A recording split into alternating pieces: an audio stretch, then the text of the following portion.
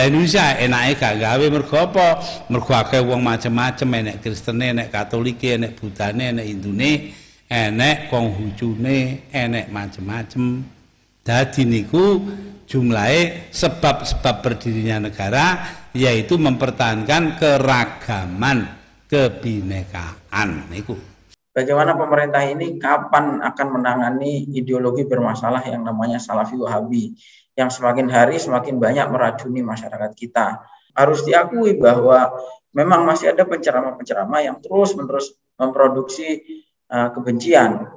Karena kebencian-kebencian itu ketika didoktrinkan terus juga akan berbuah pada suatu tindak kekerasan seperti yang terjadi di Makassar kemarin.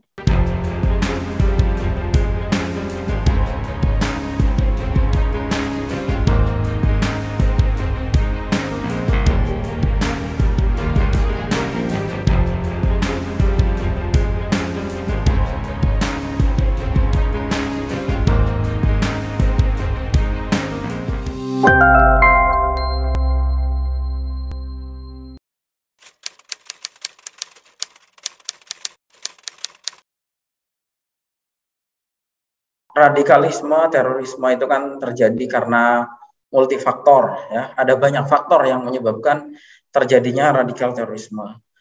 Ada faktor kesejahteraan atau kemiskinan, ya. Ada faktor ketidakadilan, ada faktor dendam, ada faktor komunitas dan faktor-faktor lainnya. Tetapi ada satu benang merah yang dapat saya tarik dari semua kasus teror yang pernah terjadi, yaitu selalu di akhir selalu saja ada legitimasi sebuah ideologi yang membolehkan seseorang menyerang pihak atau kelompok lain seperti itu. Dan ini kalau kita bicara konteks Islam, ya, itu adalah ideologi Salafi Wahabi.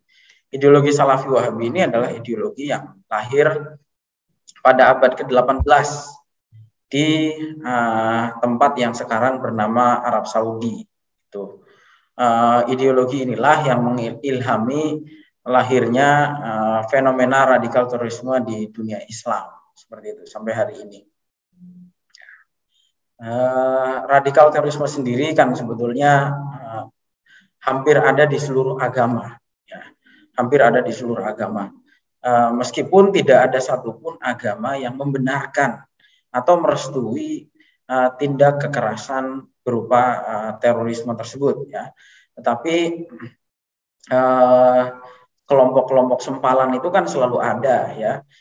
Dan dalam konteks Islam, kelompok sempalan yang mengajarkan ajaran-ajaran kekerasan dan intoleransi terhadap kelompok lain itu adalah Salafi Wahabi itu.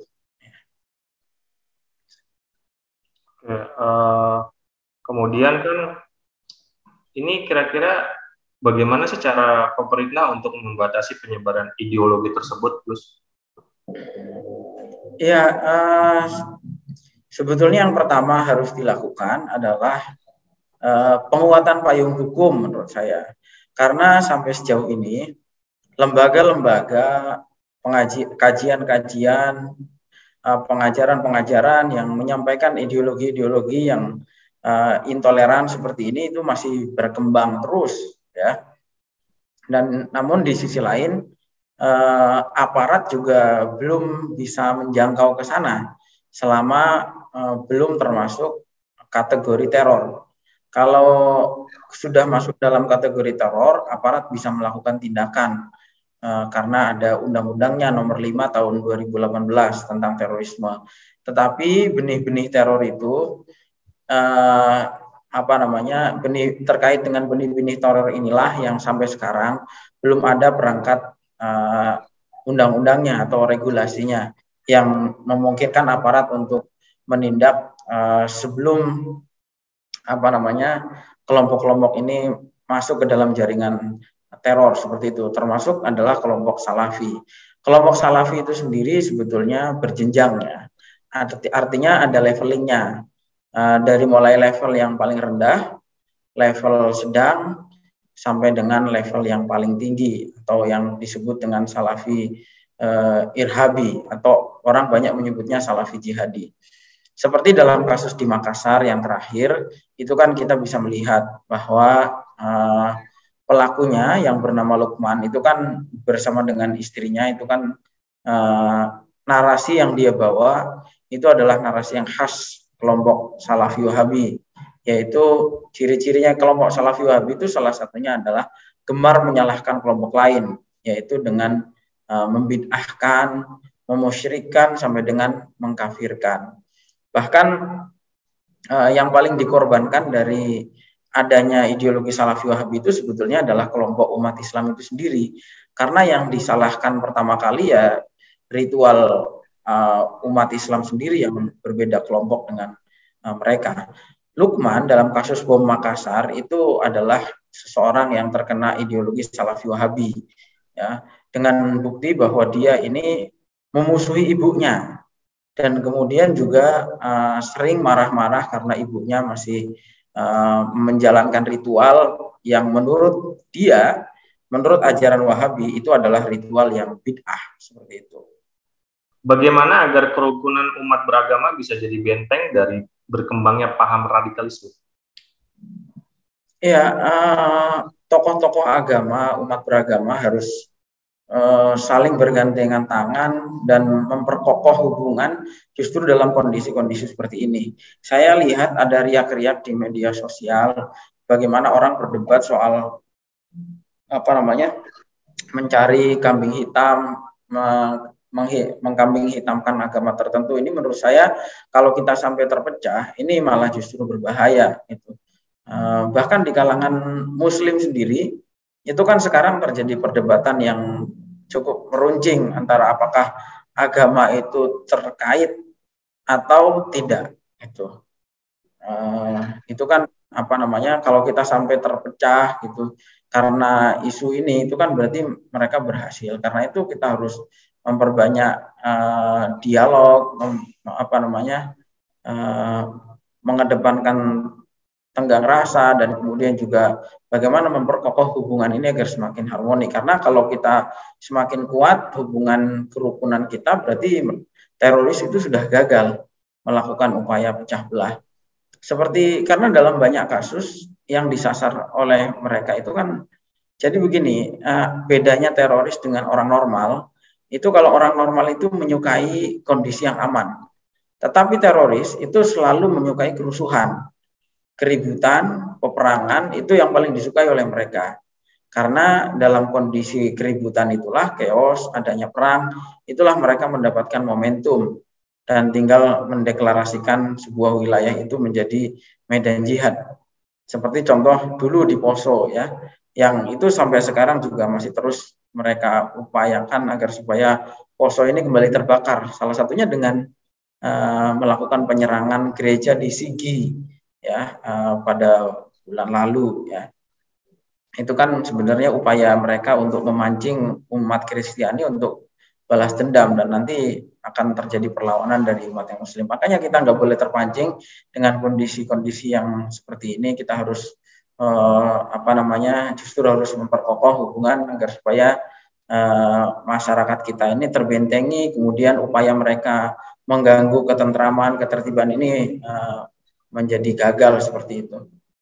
Ya, intinya begini, soal memang pemerintah menurut saya harus melakukan langkah-langkah yang komprehensif, ya. Selama ini kan masih terkesan nanggung sebetulnya. Masih terkesan nanggung, seperti upaya-upaya pencegahan dari hulu ini yang sampai sekarang tidak tertangani. Ketua Umum PBNU itu kan sudah bahasanya sudah teriak-teriak terus lah. Bagaimana pemerintah ini kapan akan menangani ideologi bermasalah yang namanya Salafi Wahabi, yang semakin hari semakin banyak meracuni masyarakat kita dengan pola pembid'ahan mereka, pemusyrikan mereka. Sebetulnya dari semua peristiwa ini kan lebih banyak seperti peristiwa di Makassar kemarin itu menjadi duka kita bersama sebetulnya. Tetapi sebetulnya kalau mau dilihat secara mendalam, umat Islam itu sendirilah yang paling menjadi korban. Kenapa? Karena memang teroris itu pada dasarnya juga lebih senang menyerang yang ini ya, kalau dalam kasus Timur Tengah itu malah serangannya lebih banyak memakan korban yang muslim gitu, yang sesama muslim yang sudah dikafirkan oleh mereka.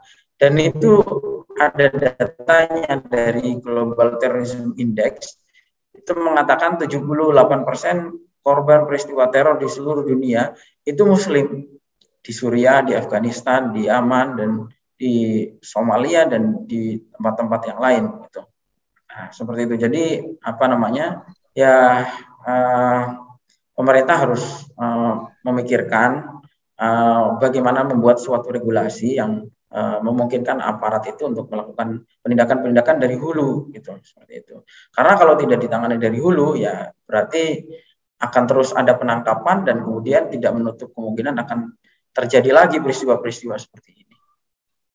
Jadi momen seperti ini jangan jadikan antar paling pihak untuk saling menyalahkan, tapi kan jadikan semua umat beragama saling kuat ya, membangun benteng agar dari paham radikalisme ya. Betul. Satu sisi saya mengapresiasi pernyataan dari KWI ya, karena KWI sudah mengeluarkan pernyataan agar supaya umatnya tenang, tidak tidak reaktif dan seterusnya. Di sisi lain saya juga kemarin mengajak agar supaya umat Islam juga melakukan evaluasi di mana kesalahan-kesalahan kita itu dan bagaimana sikap kita terhadap orang-orang yang terus-menerus menyeret ayat-ayat, menyeret hadis untuk melegitimasi tindak-tindak kekerasan. Ini kan suatu hal yang harus dicegah. Ketika kita mengatakan bahwa tidak ada agama yang mengajarkan terorisme, kita juga harus di sisi lain harus melakukan koreksi ya, melakukan evaluasi di dalam agama masing-masing. Terutama kalau kami sebagai muslim ya, kami juga harus melakukan evaluasi ini, karena harus diakui bahwa memang masih ada penceramah-penceramah yang terus-menerus memproduksi kebencian. Karena kebencian-kebencian itu ketika didoktrinkan terus juga akan berbuah pada suatu tindak kekerasan seperti yang terjadi di Makassar kemarin, yang merupakan buah daripada kajian-kajian Salafi Wahabi yang ada di sana.